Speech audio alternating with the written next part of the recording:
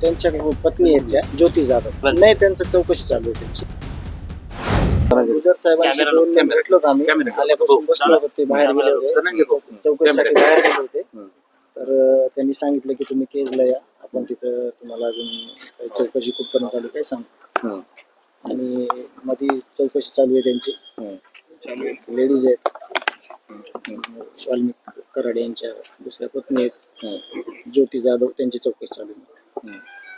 बरं, हायकोर्टात धनुभाऊ तुम्ही हायकोर्टामध्ये कशामुळे केली थोडीशी माहिती फक्त नंतर उद्या बोलतो मी तुम्हाला. विषय काय समाधानी नाहीत म्हणून तपासावर समाधानीचा विषय नाही. आम्ही सगळ्यांवर भरोसा व्यक्त केलाय. आम्ही मुख्यमंत्री साहेबांवर, तपास यंत्रणेवर आम्ही विश्वास देतोय. फक्त काय आहे की आमच्या भावना आहेत जनसामान्यांच्या की लवकरात लवकर हे सगळं झालं पाहिजे. त्या दिशेनं ते करतायत काम सगळं, आणि तशी आम्हाला उद्या माहिती भेटेल ते आम्ही तुम्हाला सांगू. अधिकाऱ्यांनी बोलवलं होतं का तुम्ही स्वतःहून आले? आम्ही स्वतःहून आलो होतो की कुठपर्यंत काय चाललंय ते बघण्यासाठी आलो. कुणाची भेट झाली ते काय म्हणाले? गुजर साहेबांना भेटलोत आम्ही.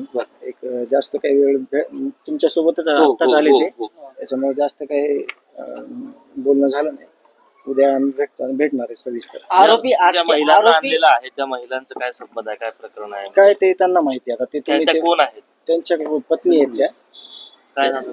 ज्योती जाधव. त्यांना अटक केलं का ताब्यात? नाही, त्यांचं चौकशी चालू आहे त्यांची. आरोपी अटके संदर्भामध्ये काही चर्चा झाली का, आणि काय त्यांच्याकडून म्हणणं? मला कधीच एक चुकीची गोष्ट बोललो नाही, पण आता काय झालंय थोडं की मी जास्त प्रसार माध्यमांना बोलणं रोज कमीत कमी नाही म्हणलं तरी सगळ्या स्तरातले लोक येतात. एक विषय असा आहे की वाल्मिक कराड याला सह आरोपी करा या संदर्भातली तुमची मागणी आहे, आणि पुरवणी जबाब घेतला जाऊ शकतो किंवा तुम्ही तशी विनंती केली अशी माहिती आलेली आहे.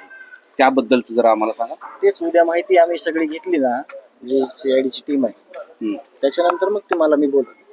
कारण अर्धवट माहितीला तुम्हाला जर मी बोललो तर मग आजचं माझं बोलणं चुकीचं. नाही, तुमची थांबा ना, तुमची पोलिसांकडे या सगळ्या सिस्टीमकडे काय मागणी आहे पुरवणी जबाबाबद्दल?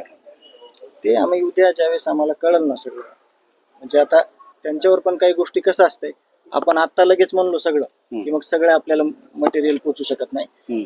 त्यांचा पण आपल्याला विचार करावा लागतो. तर त्याच्यामुळं उद्या आम्हाला ज्यावेळेस सगळी माहिती कळत, आज पण मी इथं स्वतःहून आलोय, उद्या पण मी तिथं जाणार आहे, मला बोलवलंय उद्या. माहिती घेऊन मी तुम्हाला सविस्तर सगळ्यांना बोललो. तुम्हाला सगळ्या पत्रकार बंधूंना माहिती आहे, मी पहिल्या दिवशीपासून तुमच्या दूर कुठेही गेलेलो नाही, तुमच्या समोर आहे. आणि जे आहे ज्या गोष्टी आहेत एक गोष्ट आहे की तुम्ही तुमचा आग्रह आहे, तुमची विनंती आहे पोलिसांना, प्रशासनाला किंवा सहआरोपी करा म्हणून, त्या संदर्भात जबाब द्यायला तुम्ही पण तयार. माझी एक विनंती आहे तुम्हाला सगळ्यांना, आणि तुम्ही म्हणजे गांभीर्यपूर्वक लक्षात घ्या. मी आतापर्यंत असं म्हणलेलो आहे आता वारंवार, जे माझ्या भावाची हत्या झाली त्या भावाच्या हत्येमध्ये जे कुणी कटकारस्थान केले, जे कुणी सहआरोपी आहेत त्यांना 100% शिक्षा झाली पाहिजे. हे मी पहिल्या दिवसापासून म्हणतोय, आता पण म्हणतोय, आणि कधी पण म्हणणार. आणि न्याय भेटल्याशिवाय मागे सरकार नाही. न्याय मिळेल.